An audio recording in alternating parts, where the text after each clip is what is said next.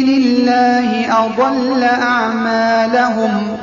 والذين آمنوا وعملوا الصالحات وآمنوا بما نزل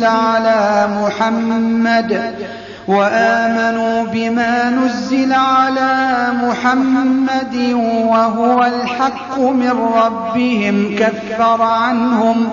كفر عنهم سيئاتهم وأصلح بالهم ذلك بأن الذين كفروا اتبعوا الباطل